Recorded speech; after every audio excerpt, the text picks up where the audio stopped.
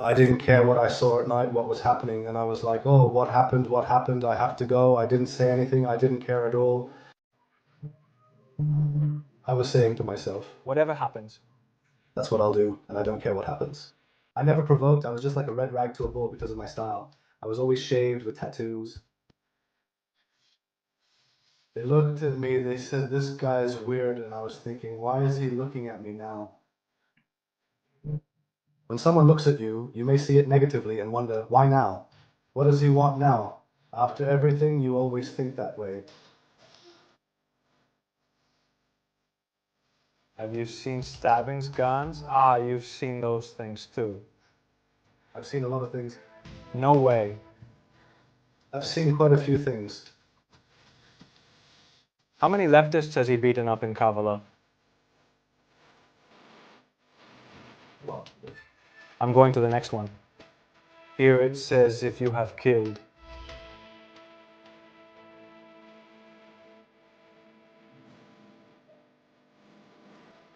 Here it says if you have shot a person.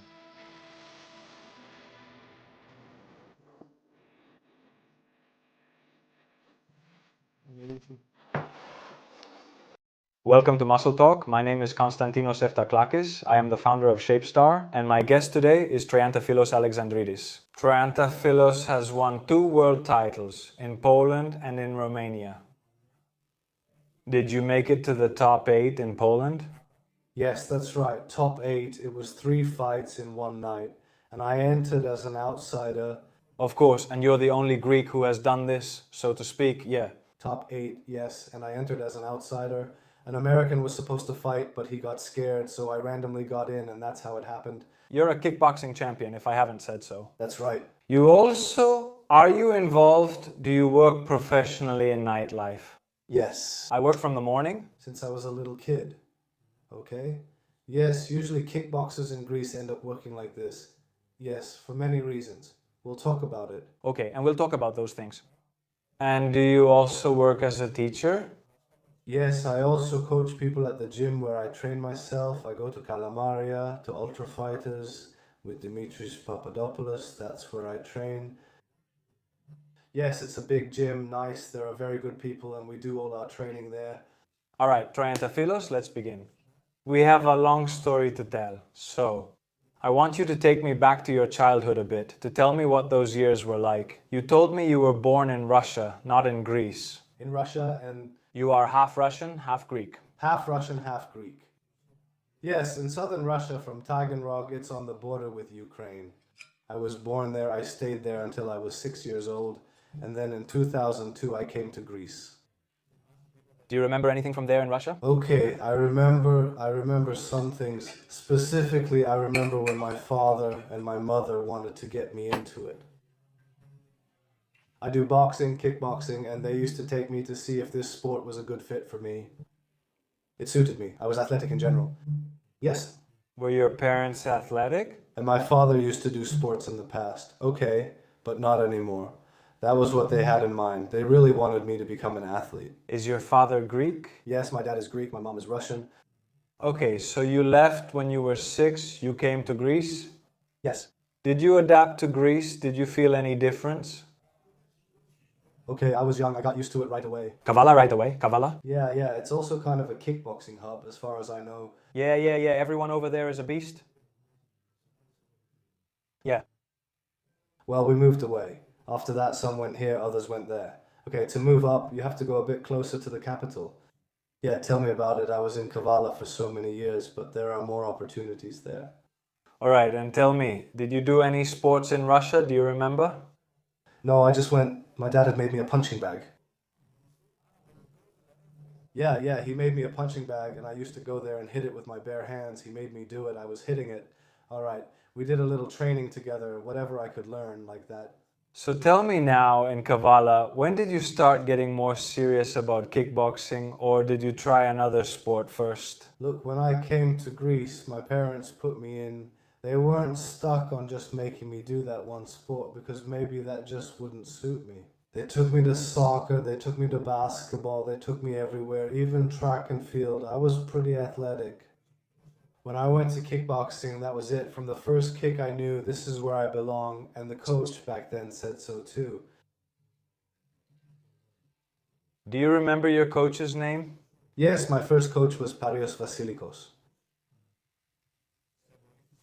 He was the first person. Who taught me how to throw a 1-2. He was the foundation. Let's say yes, yes. There, it was my second home. I grew up, and from there, we continued little by little. When did you first start competing in fights? Do you remember your first one? All right, I was very young. We did the interclub matches starting at 13, but I can't recall how many years ago that was. I did a lot of matches constantly. I played. I really liked it. Yes, I really liked fighting a lot.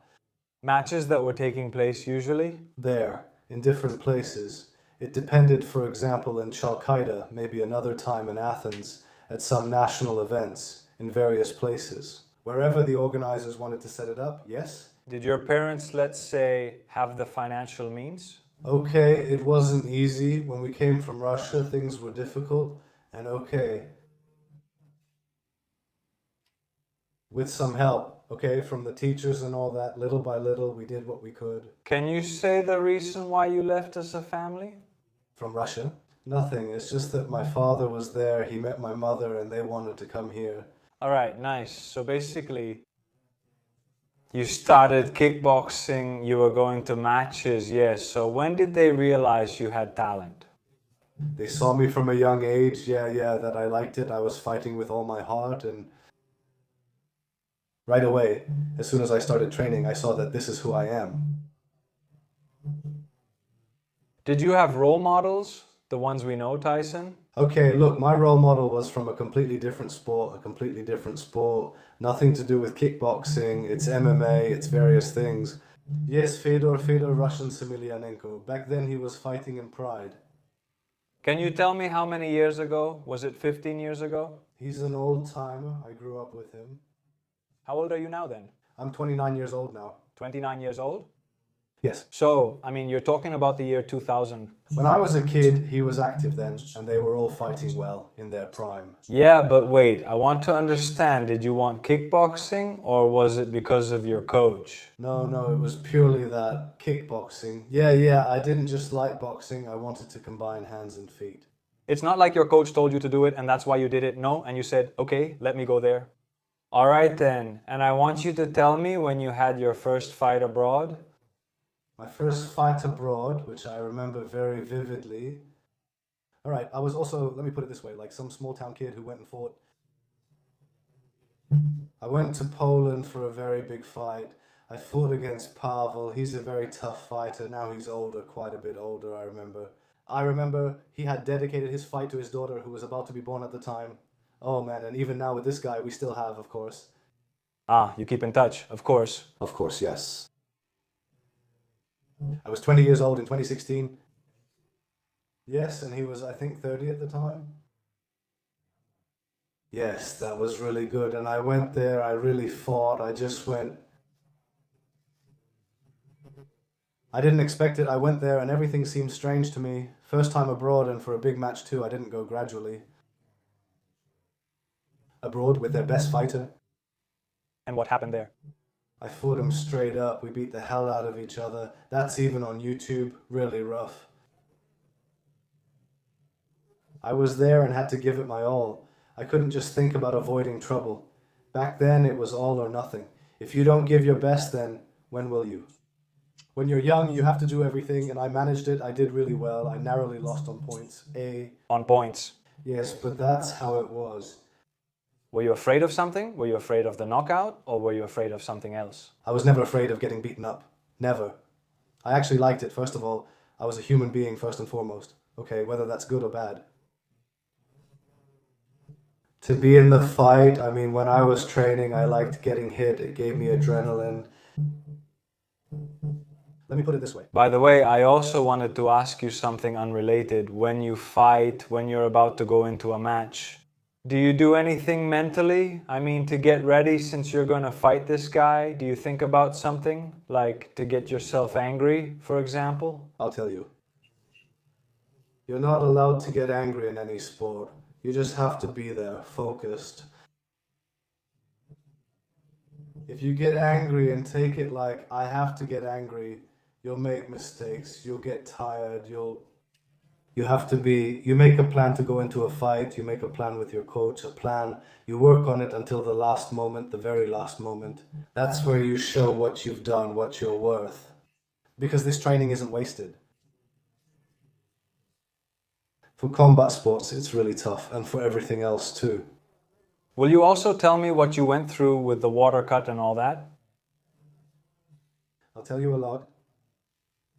So that's not happening? I mean, like, to say that you'll beat him up, why would you even think about that? You have to keep your head down and think calmly and clearly through the whole game plan. That's it, period. And if you think about it, it's the nerves. The nerves get to you. I mean, You understand why? when you get angry, you tense up and react instantly, losing half your strength and your endurance. But if you stay focused and have a strategy, you handle things differently. That's the right thing to do, since anger can make you lose. It's forbidden, and teachers in schools should never get angry or fight when hit, because then you lose control.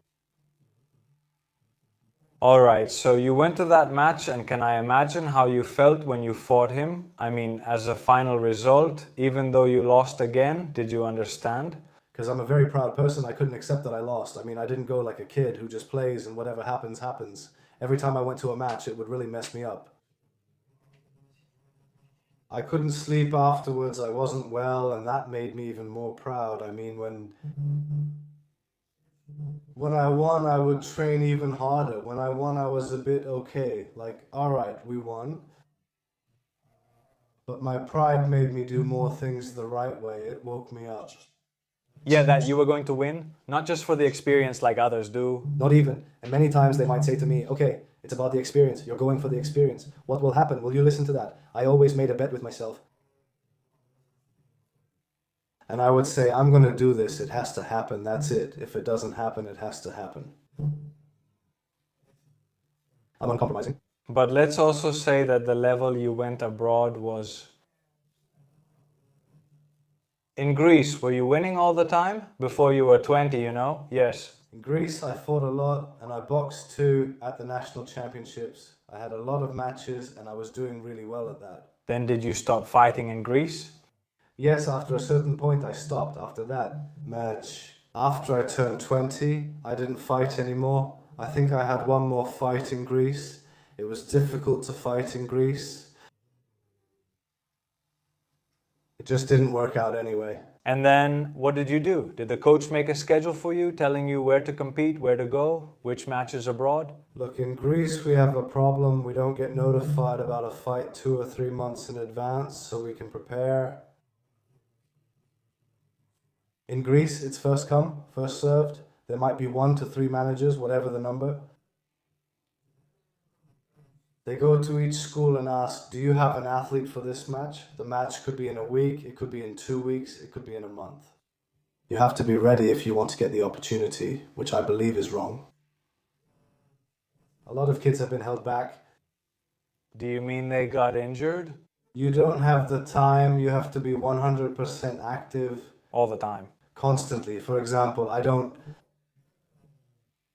to put it clearly, I wasn't an athlete. If I were an athlete, things would be very different. I was more like, I would fight and only start training a month before the match. At night I worked, my job was. And in the morning I had to sleep, wake up at noon and train. Not even close. You mean your talent got you there? It is, for sure, but I didn't just like what I was doing, I loved it. I don't know now if it's talent, if it's just me, I don't know what it is. So you mean the nightlife really held you back?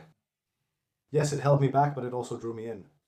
It drew me in because I realized, okay, with what I was doing, I wasn't making any money. I was 21 years old, I was at my best back then, I was 20, 21, 22, 23, 24 years old at that time. I did it purely out of craziness, I liked it, I was really into it, I liked fighting. I was working even 2 weeks before the matches, yes, regularly, and I had to balance both. Someone else might say, you should have done one thing, man, and not the other. But if I only did one, I wouldn't be able to make a living, though. Yes, and that's why there's no way ever. Did you work from a young age? I mean, they hired me when I was 17. I gradually got involved, did what I did. But did you want to work to make your own money? Definitely, yes. And, okay, at a different age and being young back then, a bit of nightlife, yeah, you see things a certain way, you enjoy it, but then as the years go by, you realize things are different. So, you were working and combining it with competing at the highest level, but you couldn't make a living from the sport. You weren't making money from the competitions. Look, let me tell you something. Let's not be... I've been offered opportunities to go abroad, to fight, to stay over there, but my mind, I don't want to leave Greece. I used to be a bit stuck in my ways, yes. So, you mean they made you offers and you turned them down? Yes, good offers. And you'll be making money too. It's just that I knew that wherever I went, I would be a soldier, meaning I would have to wake up at 6 in the morning and do that. I was used to a different life. That was the life I was used to. To go to the club at night, wherever it was, to work, do this and that, and then go there in the morning. They're completely different things. They have nothing to do with each other. I was used to something else, and it seemed hard for me to suddenly go somewhere alone now. So, can we say that you didn't really like being a professional athlete that much? I didn't like being one because I got used to the life I had at night. I couldn't imagine. It felt bad for me to suddenly go and be like a soldier. To do that, there are many kids who can do it. Yes, that's their life. For me, it's a gift for anyone who can do that. I can't sit and do it. I can't generally be told, do this, do that. I want what I want, and I want to do it whenever I want. And you had this since you were little? I've always been this way since I was little. In some ways, it made me better. In others, worse. So, can you tell me a bit about the competitions abroad that you have attended? Yes. My best one was in Poland when I fought in the 8-man tournament. That happened after the... This is after the match I mentioned from 2017 when I was 20 or 21. At that age, I fought 3 matches in one night, starting from the quarterfinals. Let me tell you something. I didn't even understand how that happened. It was so intense. I was so full of adrenaline that I got there. I only remember at the beginning going to the first match in the 3rd round, and one thing I remember at the end when I won the World Championship. Yes, I won the first 2 matches by knockout and the last one on points. Didn't you say then that you should take it more seriously? Okay, you were already taking it seriously, yes. But from that point, I mean to stop working nights? Look, no, in my mind I didn't have a single habit. From the night. What did your coach tell you? My coach told me to train, to do my training properly, but I was doing anything but proper training. I would go do 1 or 2 hours of training. I liked it. Should I go to school and fight the kids now? Not even anything now. Oh, I would just go and do a run. Once in a while, and that's how I went, yes. Yes, so you do this at 21. So you win the world title, yes. And then you continue until 24, as I understand, and then you stopped. Yes, listen to what happened. After that match, after the quarterfinals, I had more fights. Like in Romania as well? Yes, in Romania it was in 2019. 3 years. I played after Poland. I had a fight in Serbia, yes, in Belgrade, against a Serbian guy. Very good athlete. I think that's where I became a man, in that match. I took a bad knockout, and from then on I can say I realized how bad things were. Was that your first knockout? Yes, I'd never taken one before. What's it like to get knocked out? You don't feel it? You just black out and wake up. I had a knockout, didn't matter because you thought about it. It takes a while to get there. It can take 2 minutes or 10 minutes. It's here. You have to hit it here. I hit it here. Because I had heard that if it's moved, the ball is very sensitive. The ball is the strongest miss and the most sensitive. Yes, if the ball is moved, you completely lose your mind. So you score the knockout. Yes. And then you lost your mind. What do you say now? But I'm one of those people who don't care about anything. I still see it now. I put my mind to it. I became a man after that. I'm not. There are some people I shouldn't see it, they judge it. It happens, I shouldn't do it. I should see it, I shouldn't, it should see it. Alright, I'm going to do a little training. I see it, I should see it. I see it, I should see it, I should see it.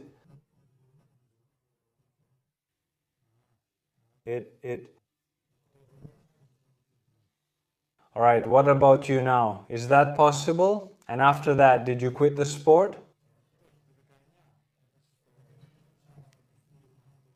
You were Second World War playmates. The one I remember. The other active, like in your younger days? What do you mean? Yes. Yes. Yes, because I'm a normal person, yes. And then I slowly go to the present. Yes. I want to understand if you will continue it.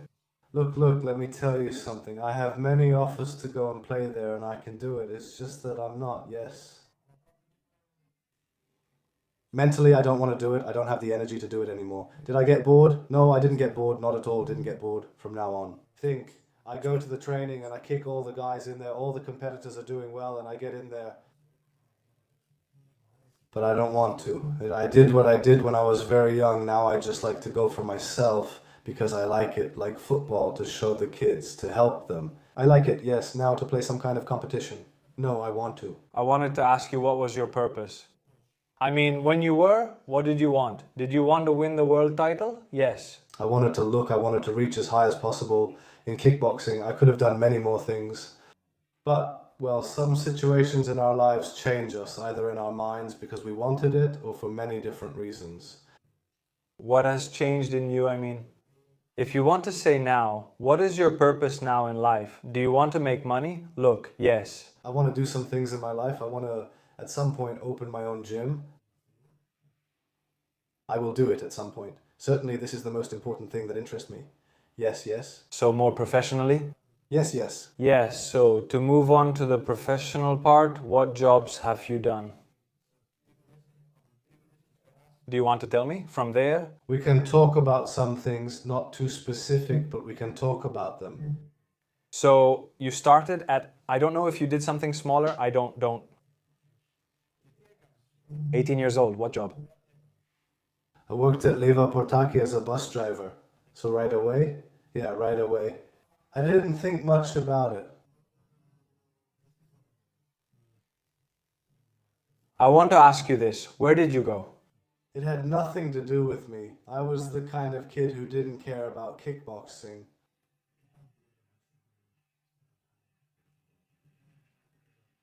But did you read? Not at all. I didn't know much about it until I started studying philosophy. I didn't know anything about it. You wanted to succeed in kickboxing? I was thinking about going to school. Know about. Until then, at 17 years old, you started a difficult job at Portaki. After that, did you change your job? I don't know how you saw it. I'm sure a lot of things happened. So, you understood how you saw it? Yes, I was not. Generally, I'm a spoiled kid, I'm not. I say that I'm a little kid to say that I'm a full old school kid. I love the old school. I'm a tough kid. Yes, you understood. I'm a kid. I didn't care what I saw at night. I didn't care what happened. Oh, what happened? I have to go. I didn't care at all. Yes. But at 17, you know that you might face a problem. Yes. I didn't care. You weren't afraid of anything? I wasn't afraid at all. How do I put it? I was self-destructive. I didn't care much about myself. I was like, whatever happens, I'm going to do this. I don't care what happens. Whatever happens will happen now. And now, you're talking about Kavala? Yes, that was in Kavala for several years. Why did you say you're somewhere else now? Are you in Athens or Thessaloniki? I'm based in Athens, Thessaloniki, and Mykonos as well. No comparison between now and back then. Different mindset, yes. Different level of seriousness, yes. Do you want to tell me, in general, whatever you can about some of the things you've seen? Because from what I understand, you've been working nights for over 12 years. Yes, about 12 years, 12 years doing that. So, if there's anything you can say, go ahead. All right. Okay, it's just that anyone who works nights has seen drunk people fighting, getting wasted, all kinds of things, thousands of times. Okay, there are some serious things that have happened. I can't say a lot of things now. I don't know if you want me to tell you something specific. Something that there have... Dangerous things have definitely happened, because I've been in this line of work. It doesn't happen all the time, but even when it's not serious, something will definitely happen. Did they come to you, let's say, to threaten you? No, they didn't. I don't just sit there when they threaten me. I don't like it. Whatever happens, they will tell me. It'll happen right then and there. Say something to a person that I know wants to do something bad to me. Well, I'm asking because I've asked others who work nights. On the door, the same thing. Yeah, were you provoking them? Listen, let me tell you, because someone might provoke you, let's say. I was never provoking. I was just provoking with my style. I was always shaved with tattoos. It was like, I was like this. You know, when I was younger, they were looking at me saying, this is weird. And other times they were looking at me in a strange way. And I was like, what is this? When you are in that kind of place, everything seems weird no matter who is looking at you. What else do you want? If you have been through something bad, you want. Everything comes to your mind. That's how life is from one point on. If you can't accept it, leave. You mean, have you seen knives, weapons? Yes, everything. Oh, you have seen things like... I have seen them with my own eyes. What do you mean? I have seen a lot of things. I am not a person who likes to talk and say things. But I'll say it again. Someone who's really in that nightlife world will see a lot. Not someone who just says, I did it, because there are people like that too. They left an office job and worked one night shift just once. Others left an office job and worked one night shift just once. And they say, oh, I worked as a bouncer. Yeah, and they tell stories. You can't say that because if someone serious hears it, they'll laugh. They will laugh, yes. And you will be exposed. So everything you went through didn't make you stop. It made me stronger. They made me stronger and they opened my eyes. I think I started thinking a lot more clearly. And I thank God that it happened. Yes, thank God. The worst thing that happened to me, I thank God, because it made me very strong. I was different. My mind was different. Now I am much more, let's say... Manly. So did it need to happen to you? It was. Some things have to happen in your life to understand what your purpose is and what you want to do. Do you understand? Yes. So you can't say anything? No, it's not necessary. Yes, it's not necessary because everyone... Just so I can understand, the hardest thing happened, let's say, in Athens, Kavala, or Thessaloniki, where, let's say, did you have the hardest time? It happened a long time ago in Thessaloniki. Thessaloniki? Yes. Man, I was young too. And young? And I was basically a kid in Thessaloniki back then, yeah, but I didn't care about that. I said, okay, everything is fine since we're good. Do you want to share if you've done any business, work at a gym, or plan to open a school? Look, I was working at a gym, training. No matter which gym I was at, my whole life I was training people. That's the field I was in. But I had opened a bar in Kavala. Yes, okay, then I left. I closed it. Some people kept it. Then I left. I didn't care. Why did it close? Didn't it have customers? No, I just left. I had to leave too. So you couldn't? I hadn't left for a long time because I needed time to leave, and fortunately I left, and a little, okay. Unfortunately, the further north you go, the more difficult it is for your job. Did you see that it's hard to have a shop in hospitality, for example? Look, hard. It's about connections. You need to have connections, that's it. It's like people say, you can't open a shop in Mykonos, you can't open a shop in Athens, it's fine. If you have connections, you can. Yes, without connections? Nothing can be done. If you know people and they know you and they respect you, the people who should, you can do anything. That's it. So, do you have any goals that you want to achieve? And okay, I definitely want to open a gym at some point. The gym we talked about in Kavala? No. Somewhere in my area, in Thessaloniki, somewhere around here. Look, I would be happy to be able to produce a champion at some point. Ah, so you want to do this? Yes. Do you have anyone talented? Look, I think I will find it. It will come at the right time because everything happens for a reason and everything will happen at the right time. Yes, I think when I open the school, I will find it and it will happen. And because I love it, I like to show, I like to train people, I will succeed. When did you stop fighting professionally? Around 26 or 27. 3 years ago? Yes. Now let's say you have it. I don't play competitively, you stopped completely. Whatever I do. I like to train. I can't help it. I like it. Now, if they told you to fight this guy for this amount of money, would you do it? If you gave me the best guy in the world in my weight class, I'd fight him. I don't care. Yes, I never care who I fight, and everyone involved in the field of kickboxing knows it. They would call my coach 1 week before the match because they knew that I would fight. Even if I was beaten up and had broken bones, I'd still fight. So now, when you're preparing for a competition, tell me, what do you do for nutrition, training, and preparation for the water cut? I will tell you. Yes. Of course, some competitions are serious. In these foreign ones, you have to be 81.4 kilos. Yes, you need to watch your water intake. Yes, it's okay. Discipline is necessary. Something that would make it very hard for me, I told you, I wanted to eat whenever I want, drink whenever I want. I was under a lot of pressure to do this, but did you do it? I had to do it. I did it, and when I did it, I regretted it. When you compete against people who train abroad daily and have doctors overseeing them, think about that. They're there every day, so you know you'll regret it if you go and you're untrained. You eat, and what do you do here, in general? Do you want to share what weight classes you competed in? Or was it just one? I competed in the World Championship weight class, around 81, 81.400, 81.500. Did you try to gain weight? I wanted to. I also competed at 85. I think in Romania, I won the World Championship in the 84 weight class. In Poland, I won in the 81.400 weight class. Now you were around 90, right? You were much leaner back then, right? I was very lean. Yes, I was definitely 10 kilos less.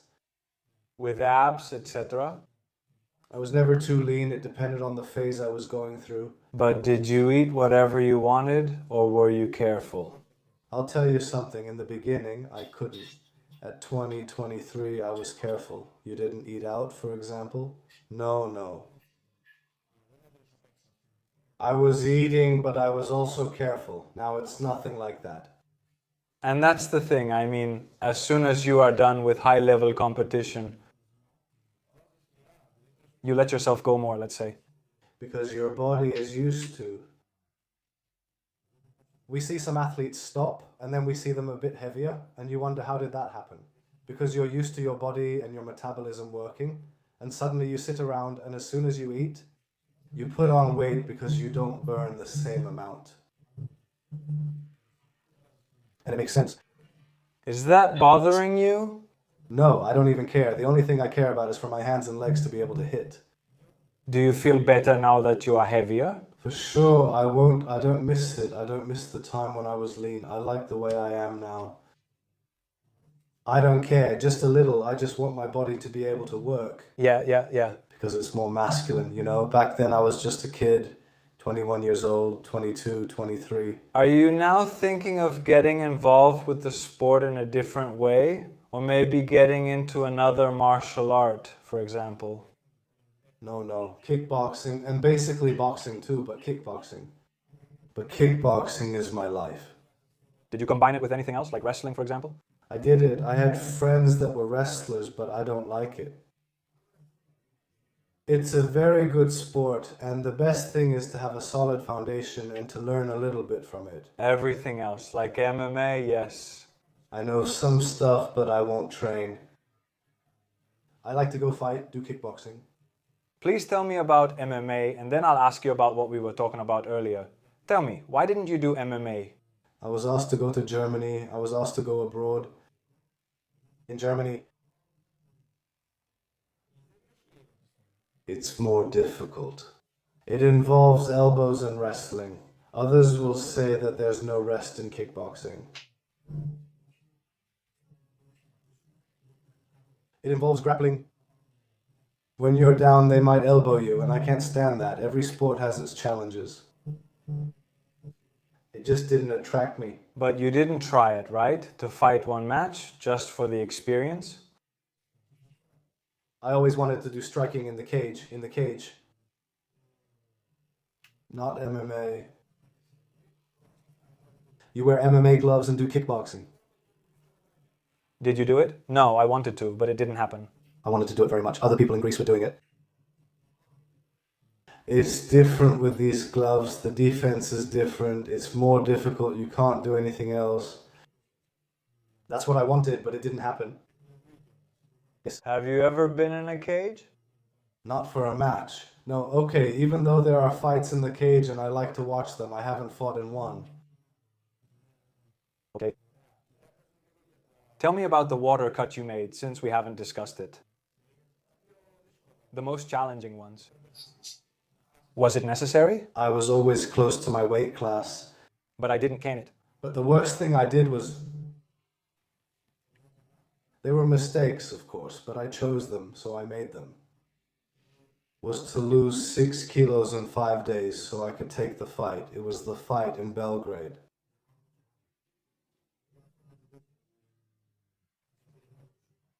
In Belgrade, where I got knocked out, I became dehydrated. So that's why.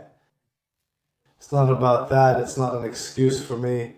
I did a lot of training there. I went swimming, running, and training. In those 4 days, I did about 5 days worth of training. And what didn't I do? I was losing all the time and I broke down. I want you to tell me something about the use of substances. Do you see them in sports, in kickboxing? Look, at a high level, if someone says that they don't know, use someone who knows, that's lies. But you can't go play at a high level without anabolics, without substances, because you know that everyone does it. I can't compare myself now to a version of me on anabolics in a fight. It's like evolution. You can't go against evolution, you know? But do you think they exist? Or you don't believe it? On a global level, no. No, huh? Not at all?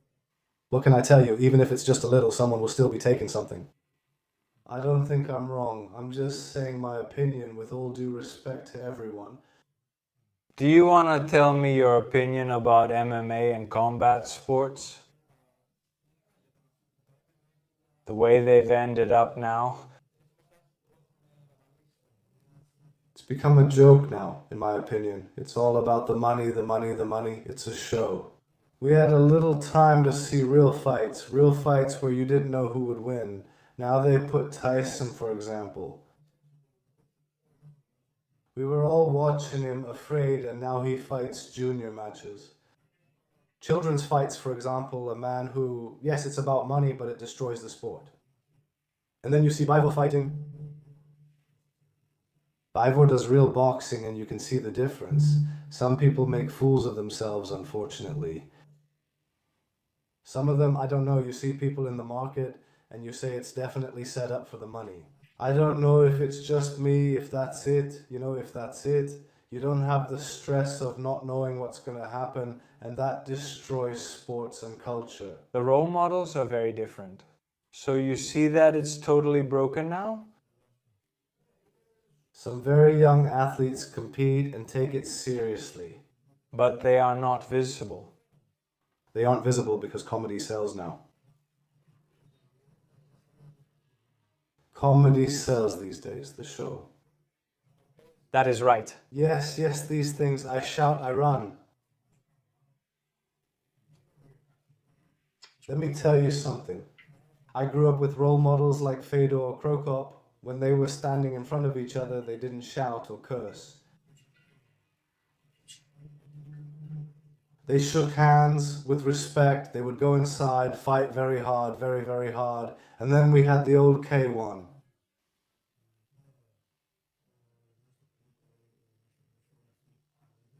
There was respect, no arguing, no throwing bottles at each other. As if we were at the stadium. Now, the one who's just starting out doesn't see it that way. Only if they have an older brother. And he will tell him, look what was happening in the past, how they played. Even I haven't seen the old times. Names like Tyson were playing, big names. They were, and they earned a lot less money than you can see for themselves as well. Now, for a comedy, they make millions. And after that, it's like football. Maradona and Pele kept playing despite being kicked. Now players are taught to fake falls for money. What I wanted to tell you is generally, a child who sees this now, what advice would you give so that it goes well in this sport? Now this is very bad to say, but leave Greece. Yes, Greece doesn't love its players, its talents. Greece doesn't like anything. Greece is like, if you have money and connections, you will succeed. If there's no money and connections, you can't do anything. Even if you are the best, you can't take a step forward. That's who we are. That's who we are. So to put in the hard work, train? Let me tell you something. Have a lot of friends. I see a lot of kids. They get into kickboxing. They deserve to have money to go abroad to compete and become champions. Where do you think these kids will end up? They will end up working the do or something similar. They won't see it as a job. Let me tell you something. When you do something, when you train and compete in a match, you should also be rewarded. The biggest reward is the win. But after a certain point, you look and say, what do? I get hit. I have so many zones. I will go to 35. And from the beating, you will talk to me. I will look at the stars. You understand? The point is to be worth something, to have some money so you can live well. So now I'll ask you about different topics and you tell me. In general, I want you to tell me. Let's start with family, friends, and the people around you in general. Yes, how did they support you? Did they come to your fights, or were you doing it by yourself? I always had my family with me. I had my parents, my mom and dad. They were with me in everything. Whatever I say, let's leave family out of it, because my family was there for everything. They weren't against it at all. If anything, they wanted me to do it. And when I did it, I got really excited. Other than that, about friends, these days everyone's just an acquaintance. Some people may know your name from your fights. And even if they love you, some people still talk out of jealousy and say, look at him now. And I want you to tell me, when you lost in a fight, what did most of your friends do? They were happy. Were you seeing it? You saw that. Because luckily or unluckily, I know a lot of people. It's certain that I will hear a lot of things. So they were jealous. I'm coming to you, not to you because I'm coming you now. I'm not going to tell you because I'm not. I am. When I was playing abroad, I used to hear, oh, as if you really went, as if you really did something. Or when I went to the quarterfinals in Poland, I used to hear, how did you play? It was set up, all three of them. Let's say the first was set up, the second was set up, the third was set up as well. How much money do you think I have? Who am I to come to Poland and set things up? Bravo to me. So just bullshit excuses? Yeah. Excuses, really? I was really angry when I heard those things. They have nothing else to do. I busted my ass, and with the lifestyle I have, I used to get angry. Now I don't get angry anymore. Anyone can say whatever they want. Yes, always behind my back. Everyone is like that. Yeah, everyone. Thank you, bro. I used to shout hi in the chat. From what I understood, you do have some strong friendships. I only have a few friends, very few. I don't have any friends anymore. If you find such a friend, you're very lucky and should thank God daily for bringing them to you. What are the others for? Do they take advantage of you? No. They take advantage of me. They take advantage of those they can. They took advantage of me when I was younger. Now they can't take advantage of me. No chance. My mindset, like I told you, is different now from how it used to be. Of course, you have to live it to learn. So you have been through difficult times? Of course. I have gone through a lot in my life to know how to distinguish each person. I can't be convinced easily. If I see something, I will think about it much later. But the matches, they helped you learn really quickly who was a friend and who wasn't. Yes, of course, but when you get better, only then you can see who is next to you. And when you get better, you understand what's going on. The ups and downs, each of them makes you understand differently what the other thinks of you. But you now have a friend who can support you. Yes. I have a friend, he is always with me. We are always together, we do everything together, he is like a brother to me. Yes, this is very rare, I don't think so, and it is good to have a person who can match everything. So your family feels complete. You have a brother who's also like a friend. On another subject, I want you to tell me about religion, because from what I understand, you are a religious person. Yes, I love it very much. I'm deeply committed to Christianity. Did you get that from Russia as well? Yes, and from my mother and from my father and from both sides. And so I grew up and I love it very much. Do you want to tell me, has this helped you in your struggles and in your life? I've always prayed throughout my life. Just because I didn't go to church 5 or 6 times doesn't mean anything. Everyone believes in whatever they feel inside. You can't just say you'll go to church to be faithful. It doesn't work like that. I know when I'll go to church and when I'll say my prayers and all that. I always prayed before matches. Did that give you strength? It was very helpful. And I have a lot of signs in my life from God that I see that He is next to me. So I believe in Him. There are those who may not have any signs and they don't believe in Him. So, I want you to tell me now about a sad event. Generally, a point where you felt that you hit rock bottom, something that affected you psychologically, something that happened to you. Look, I've said this many times during the competitions. This one, yes, because I felt mistreated a lot.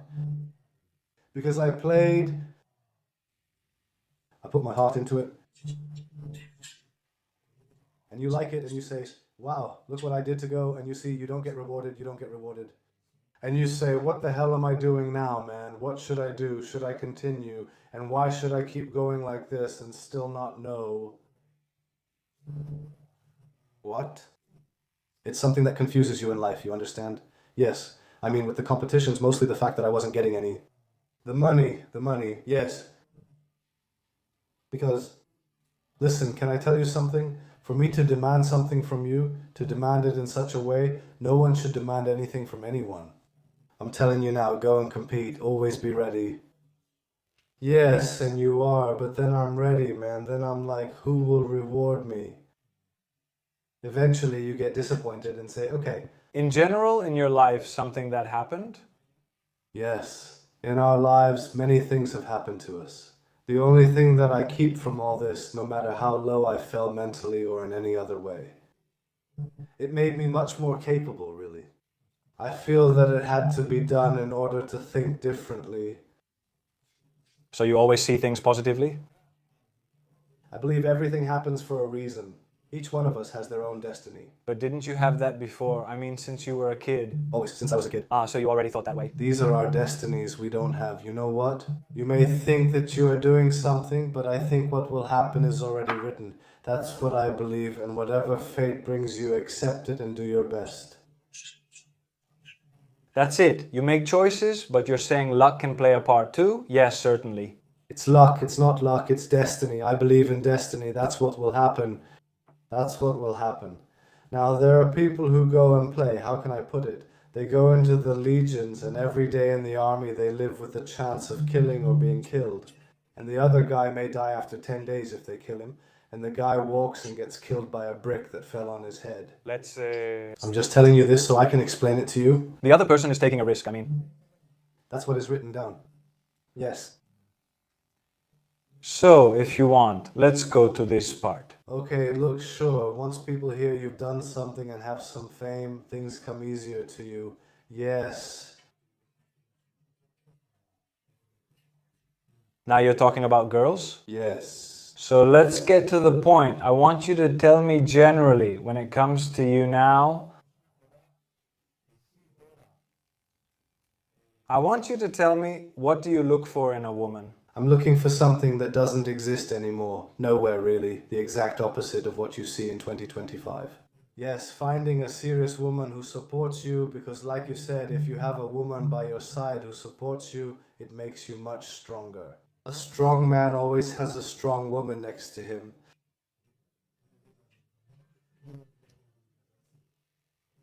So I'll tell you again, it's destiny.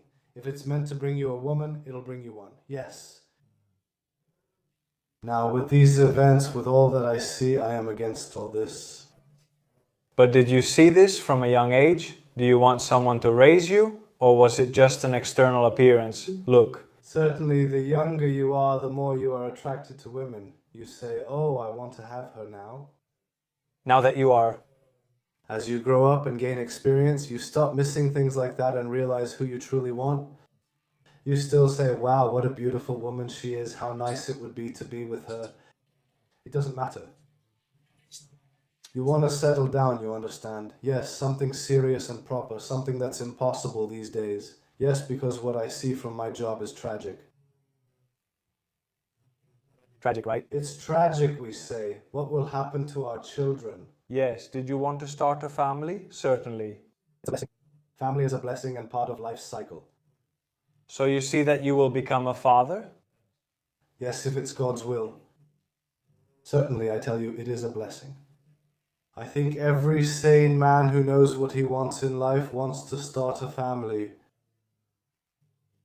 Do you want to tell me your opinion about money?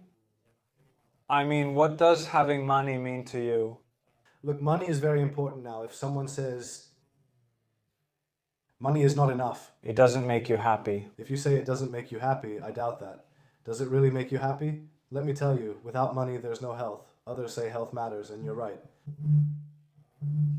You need to have health, because if something happens nowadays, you have to pay a fortune to get well. Right? Of course, we say money isn't everything, but everything else comes from money. If you are financially strong, you are strong, you really are. If something happens to you, you can fight it. If you don't have money, you can't do anything. But are you from a family that had no money? A normal family.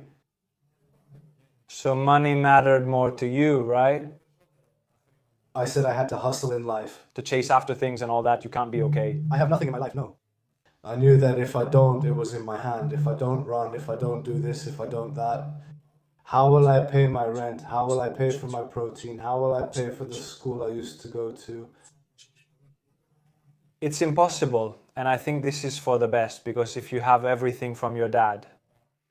This is very important because let me tell you something. Some people who make mistakes and have money, there are families that have a lot of money. You must not give it to your children. Let me struggle so I can see how sweet it is. Otherwise, He will become spoiled. He will want everything ready and he will be like, I want this. And if he doesn't get it, he will get mad. they usually have more depression, if you have seen it. If you have everything ready from a young age, nothing makes you feel whole. That's what I have seen. Nothing makes you feel whole. So, from what I understand, you've got it in your head that you have to make money from this, but it's not everything. It's not everything. But with this, you can do a lot of things. To have a good life, money is important, very important. I want to take you to another topic. Yes, you know, in general, you're into kickboxing, but you also watch other sports. Yes, of course, I also watch basketball and football. I really like basketball and football. Had you been involved in these as a child, but they didn't make you feel whole? Look, I like playing with my friends, and that was it. did it bother you that they were team sports, let's say? No, it didn't. I didn't care that it was a team sport because we were all on different teams in the team. We had no problem. Yes, I didn't care at all. I liked football and basketball. Yes. But you liked watching more?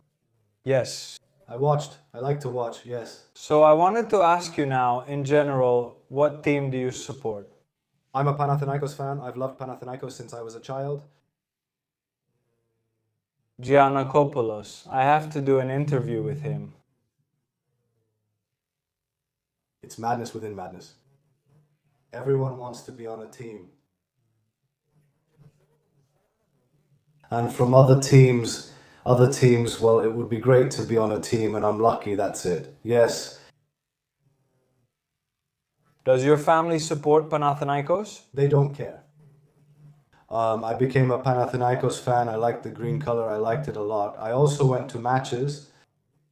I'm a fan of Panathinaikos, that's it. But I also have a lot of friends who support Olympiakos. Think about it. You don't have a problem. You can be friends with them. Like Tsoukalos, for example. On the field, I will curse. I will do this and that. I will sing my songs, everything. But on the other hand, I know I have friends, a lot of friends. I can't see it any other way. You're into that whole scene where you go there to the match. Let me put it this way. It's the thrill of the moment. You say, I'll go, I'll enjoy it, and my team will win. Just so I understand, have you been going to matches since you were a kid? No, not consistently, but I did go. I've been going more over the past 4 years. But yes, that's it. I like it very much. I break out. When you go, do you go in with a different mindset? For example, could you get into a fight with anyone? Look, let me tell you something. You will go there. Of course, they've stopped these things because there have been some bad incidents with children dying and all that. There are more inspections now and they put a stop to it. Some might go there for that reason. Let me tell you something. I know people from all walks of life, whether they do good or bad things.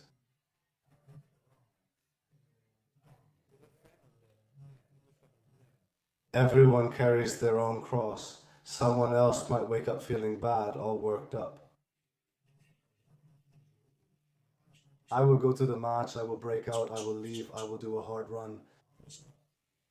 I'm telling you again, I'm a person who is not okay. Every person has his own cross. You can't say what he does. It depends on his psychology. So for sure you've experienced some situations there.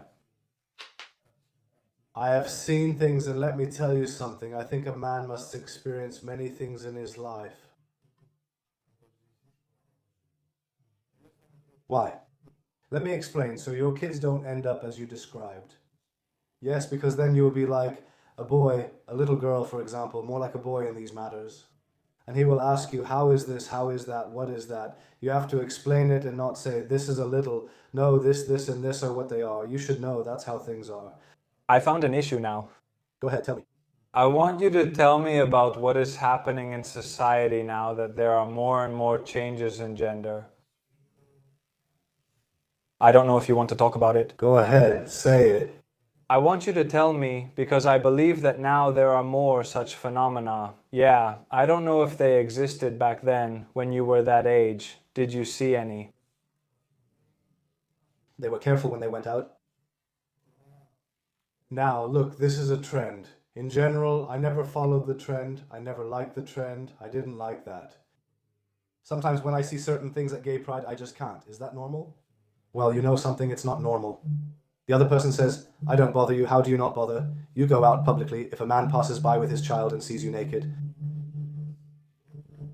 You manage to hold the holy icons and do other things. These things happen in Thessaloniki. Of course. Because they are. Yes, they the end. And if you go and talk to them, they put you under arrest. They can put you in prison. Yes, you don't bother them, it is forbidden. Yes, they have asylum. You are done, you will go to prison. Okay, it's a trend. I think it will be abandoned sometime. Do you think the system wants to do these things? Yes, it's all a joke, it's all staged, everyone does what he wants. It's a whole production, it's scripted, and they know how it'll turn out. But sometimes something will happen and everything will change. I think that with them, they make more money.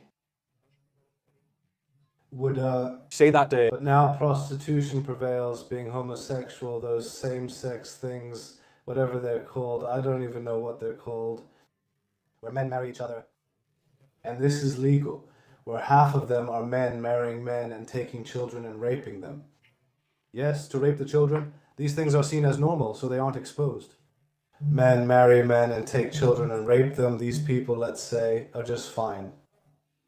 Instead of throwing them somewhere with some people. You're saying some extreme things now. It's extreme, but I live it and I see it. So you know about such incidents? No, it's not that I know of any personally. You've heard about it, but haven't seen it. I've heard it, and I know that it's true 100%. Yes, if it was in my hand, that wouldn't even exist. But it's not strange that in our country that they have started, you get it. No, since it comes from them, those who govern us, they want this thing. I mean, because we have religion, you understand? In Russia, it doesn't happen, nor does it happen further south. No, man. There's nothing like that. There is patriotism. There's someone who loves his country. He doesn't bring it up. He doesn't start any conversation about it. When you sit and... There is no such thing. That's it. You're gone. Should a family pass by and see others having orgies? The army will round them up and might even jail them. Unlike here, where just looking at them could get you jailed. So you see that this will continue, but you said that it will end? Something will happen, something will happen, something will happen. I'll tell you, and let me tell you something at some point. Like all the good things, all the bad things will end. The end is coming. The end is coming. Yes, at some point there will be an end to everything. They can't have his way and enjoy that everything is going well. The kids at Tempe, all of that, the people who were killed. Now, I'm saying this simply, but some families have buried their children. So you think something's being prepared? At some point, for sure, yes, at some point something will happen. I believe, yes, I hope so. So, I'll take you to another topic now. Yes, I'm throwing you a piece of paper now. What do you want? So, I want you to tell me in general, you served in the army, I imagine? Did you serve in OYK? Did you have any experience? I wanted to join the parachute team, but I didn't because I didn't want to hurt my legs because of kickboxing. Because with parachutes, something might happen, and I loved it when I was just starting my career in the sport. I wouldn't be able to compete again. It's not that they've made it so safe that... I don't even know. I don't even know if what it is now is actually the army or whatever it is anyway. Were you what they'd call an army nut? As soon as I went, I stopped being such an army nut. Ah, that's it. There wasn't anything to do with weapons either. No, I wanted to say I liked it and thought it would be nice, but when I went, we didn't do anything. Oh, so you were disappointed. Yeah, we just cleaned, they don't do anything. I haven't gone there yet, you haven't either. I'm still in college, but finishing now. You were tough in the toilet? I'm not talking to you. I don't know about the others who are special forces and all that. I served in the artillery just to do my service and get it over with. Now, in the paratroopers and stuff like that, there are some really tough guys. I even have friends who joined the OYK. I'm not talking about that, I'm talking about the regular army. Because I'm telling you, the OYK guys and the paratroopers are 30 people, 40 at best. How are they supposed to save us on their own, you know? So, let's move on to the topic. You told me that you have also done personal protection professionally. Yes, in Mykonos I have worked with people who come from abroad, either famous or not. How are things there? What's it like doing that kind of work in Mykonos? Things are very different. In Mykonos it is much more safe, much safer. Yes, nothing happens. There aren't things like what happens in Thessaloniki and Athens. So it's more dangerous over there in Thessaloniki? Yeah, not really. Over there everyone kind of blends together. It's more for show. No, there, it is for the money. Clearly, everyone looks at his job, looks at how he will do his job without bothering anyone. in Thessaloniki. You know, okay, I don't know if you can say that because I had also done one with Mr. Tsunos. Yes, I've worked with Yanis and Mykonos in 2019. He told me that there are two people in protection, one who appears and one who is not. Are you the one who's visible? It depends on the situation. It totally depends. You can also say about both. Sure, because Yanis, sure. Yanis can't hide. How could he hide? He doesn't fit. Did you ever think about becoming a bodybuilder? No, because I was always comfortable with who I was. I was 81 kilos, and that was a good weight for me. Yes, I'm not afraid to see someone taller than me at 100 kilos. I didn't care. I knew that I would respond as I should. But generally, when you see someone that big, it doesn't scare you. No, it doesn't. Doesn't matter at all. It doesn't matter. Can you drop someone who's over 140 kilos, let's say? That doesn't mean anything to me. Because it's mental again, let's say. I will tell you something. What you are saying is very general. You can bring me someone who weighs 140 kilograms and knows kickboxing. Yes. What I'm about to tell you is a huge difference. Someone who practices kickboxing. Let's say you don't have this guy. I'll tell you, and there's another one. Out on the street, these things don't exist. It's whoever gets there first, whoever throws a punch. In the ring, he'll hurt me because it's structured. Out on the street, there's no structure. Outside, it's about what will happen and how tough or crazy you are. And not being afraid to hurt the other person. That's the thing outside. Now, if you put a guy who's 140 kilos in front of me and he doesn't know a thing. Just like inside, if someone my size knows what they're doing and the other doesn't, I could be killed. I'm saying it more about the mass because the other guy is heavier. He doesn't feel it. Not for me, but he definitely does. Now that I have done other interviews, they've told me that the one who watches will prevent it. They do good.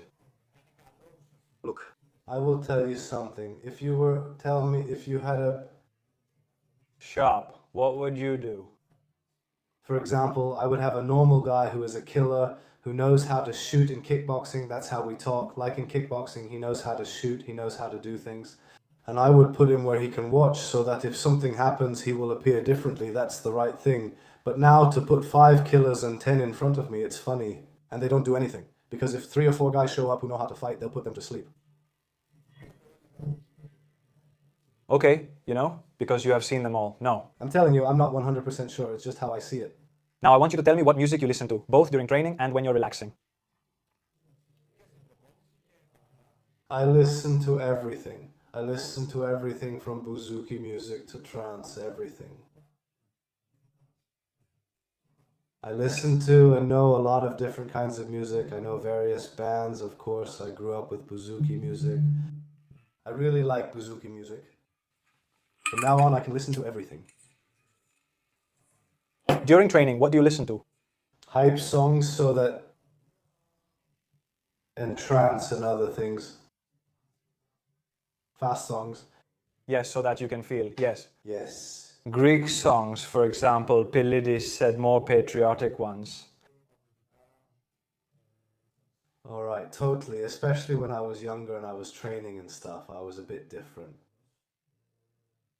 I used to listen to them a lot. And Russian, yeah, day and night. I really love Russian rap because it has nothing to do with Greece. Is it more... They talk about real life, for example, Take Legs, he talks about real life. Yeah, it's all like that over there. I get what he's saying. Things that touch you. While in Greece, it's mostly nonsense? Most of them are. Yes, they all talk about drugs and that they kill somebody all the time. All of them kill. But it's mostly just to show off. Yeah, okay, sure. There are also some guys, old bands, FFC and stuff like that. But I definitely don't listen to the current ones. I don't like them. I don't like them because, like I told you, they just go by. You see 15-year-old kids walking around with guns just because they listened to Snick and Light earlier. So it brings something out of them.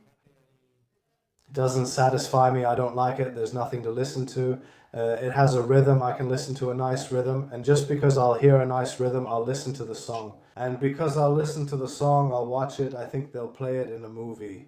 I would like to ask you about a sensitive issue that I had asked Pilidis. When it comes to the way you see, it's often the case that those who love their homeland are called fascists. What do you have to say about that? Because you too. I love my homeland very much. Loving your homeland is not fascism. I don't pay attention to those things anymore. I'm tired of hearing them. We have to love our homeland, always have our flag, and believe. Let's say that I, as an athlete, when I competed, I always came out with my flag.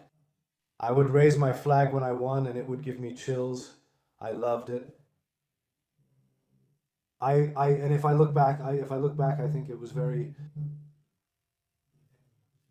If you have something to say about your life but don't know any history, it's pointless to say it. We still have a long way to go.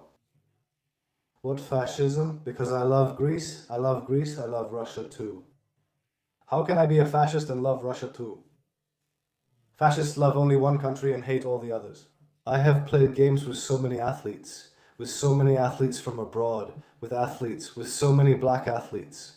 This is not bad. This is not bad. I didn't hate them. I had teammates and... But this never happened. To be against other countries? I had many teammates.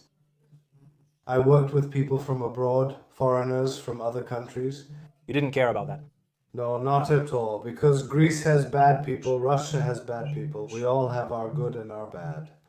Exactly, it's not, but I certainly love Greece very much. And first I will go abroad to Greece, I will do what I can for my country, and then for all the others. Yes, why should I go? First, since I live here, my family doesn't have to give up my land. Why should I go? To talk about other countries, first me, first my country, and then the others. Yes, that's how it goes. So, Triantafyl, I want to ask you in general, because you mentioned to me earlier that until you were 24 years old, the sport was difficult for you. Yes, but in the economic sense, if you were only working, you could have been better off financially, you could have had more likes, for example. Sure, you could have had to work. But you were more into that when you were younger, so why now? I don't know, you'll tell me. To show off, to get the brand, the car, the Mercedes. So even now I like to buy expensive clothes and everything, but I've always had expensive tastes. Whether I had money or not, I always had expensive tastes. When I was younger, I wanted to show off and make an impression. Later, okay, you just do it for yourself. You don't really care, not about others. I like having a nice car because I drive it and I enjoy it. I don't care about anything else, what people might say. You can always get stuck if someone sees it, what I drive. Yeah, now I enjoy it for myself. So you like this style, but not to show it off. You used to have it more when you were younger, right? I like to look like that. Exactly. Let me tell you something. Some people confuse kakuria with aletheia. Kakuria, or rather, that's what kakuria is. What we say, I have to show off, to do something.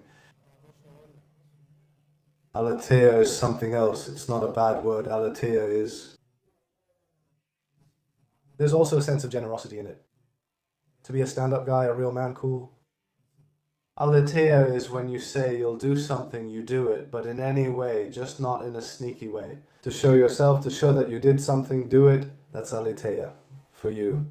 You understand, do it yourself if you like it. Not to do something bad to someone, to show off to someone or anything like that. Kakuria and aletheia are very different. They confuse it. I'm telling you, if someone makes €1,000 a month and spends 150 on a shirt. If I had €1,000 a month, I might spend 900 on 2 shirts. So you're into that style? I like it, I enjoy it, I like nice things. But it could be about the brand, that's what I mean. Okay. Just buying it because it says Gucci. Yeah, I'll get it, yes, I like it. So that's it, that is to spend money to feel good, psychologically for myself, rather than investing or saving and all that. No. No, for my taste, for me, not for me, I don't care about anything. Okay, so nice. And now let's go to the last message.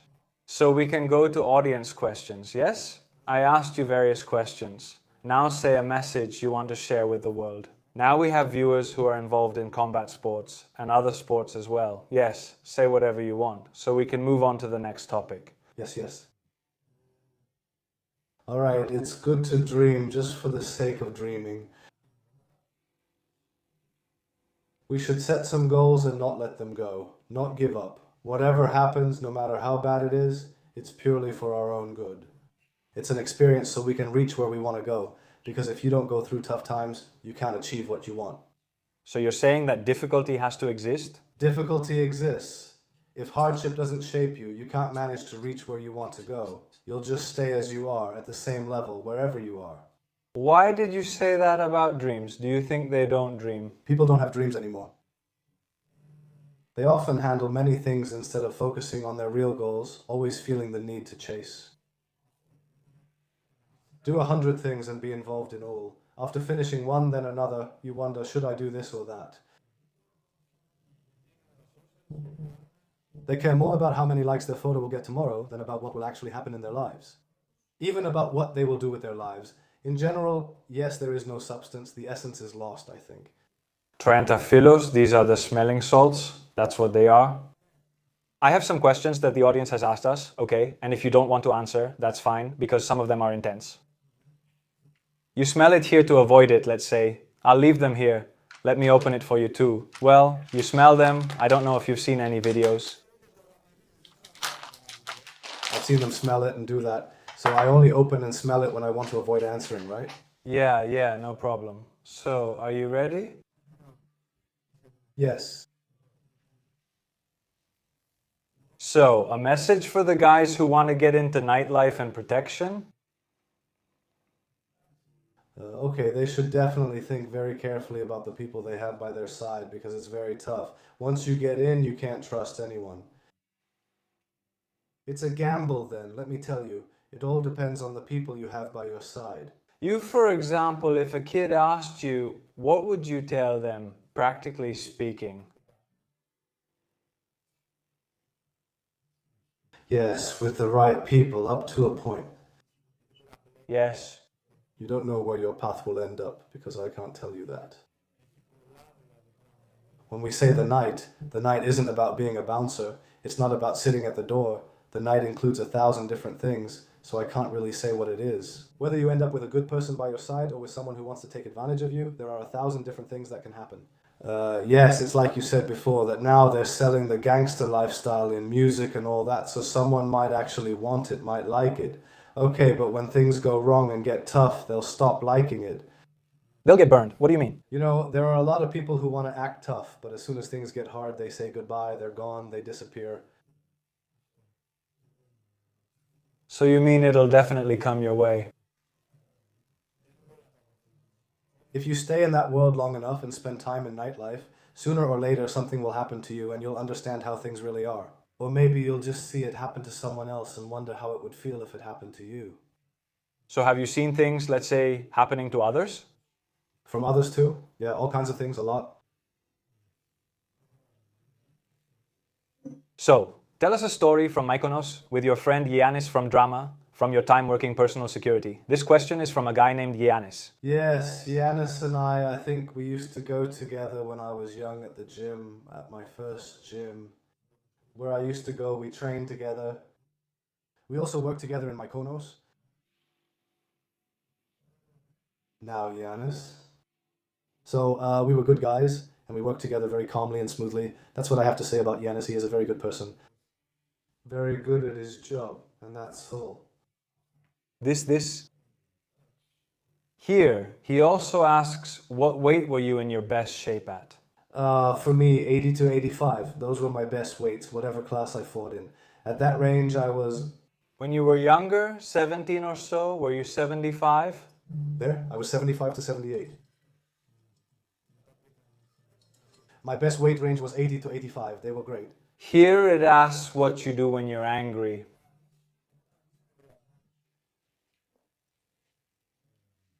I go for a walk with my friends to relax.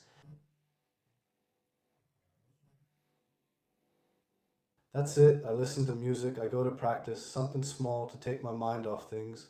I go to the next one. Here it asks if you've killed someone.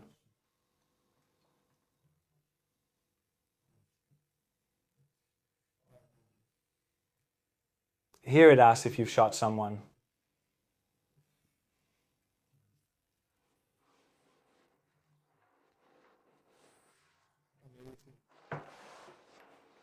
I'll smell this. Is that possible?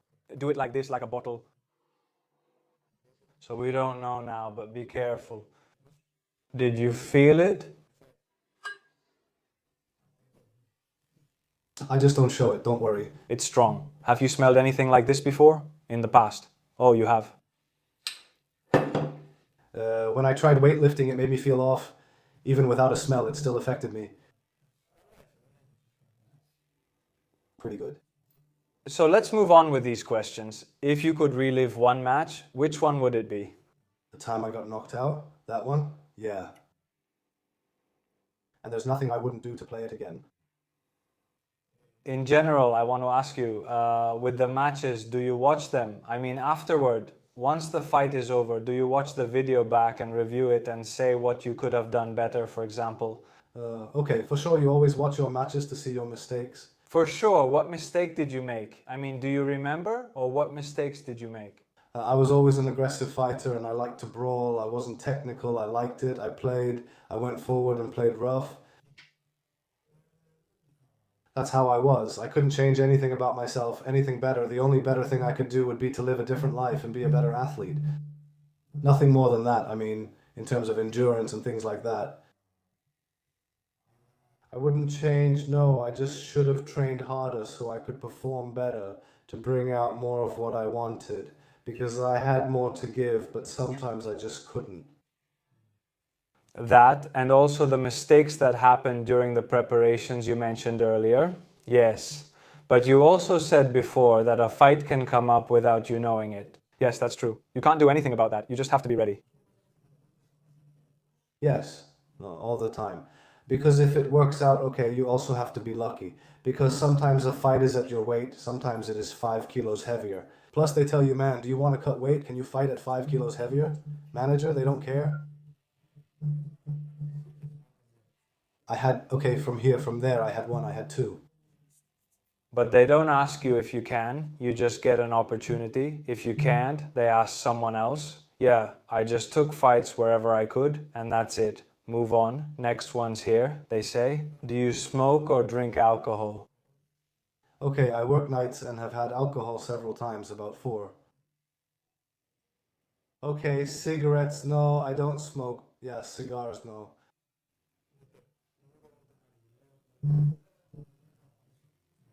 Moving on next, here it says, do his tattoos symbolize anything? That's what it says here. It says here. Okay, I got mine for a reason. 2 or 3 of them I got just because I liked them. But I always had it like that. Every time I fought a match, after the fight, I would go get a tattoo of whatever I wanted. After every match, I would go get a tattoo. And was it about the match, the opponent? No, I only got 2 tattoos for the matches I played. No, now one of them is, but the other was for something else. Did this always happen? No, it just worked out that way. I decided that after every match... Yeah, man. I don't have any tattoos on me, so I have various weird things. Their meaning is personal to me. One thing has nothing to do with the other. I don't do it to look tough. I do it because I like them. The most noticeable ones are on my neck. I think. Neck, okay, yeah, this one. And head in the back. Ah, yeah, you have your head too, with shading. Do you do these? At what age did you start getting tattoos? 10 years. 10 years? Was it something big or small? Which one was it? From here? Ah, here? Ah, was it this one? 16. Yes. Was this good? Yes, the boxing gloves. Yes. All right, I'm moving on. Yes. It says here, if you regret not taking advantage of the opportunities you were given abroad, it says. No, why? So I wouldn't have done it this way? I felt it. That's how you felt? And I did, yes. I don't regret anything in my life. Everything I've done or not done happened for a reason. For my own good, I believe. Maybe if I had gone, things could have gone wrong. Yes. So no, yeah, I'm okay. I think I'm fine. Yes, I wouldn't turn back time to do something different. That would you say at all? Why didn't I do it? No. Triantafyllos, am I going last? Yes. It says here, if he likes speed. Motorcycles, cars. For sure, I get really excited. Yes. Okay, it's very dangerous, but when I'm alone, I like to do crazy things.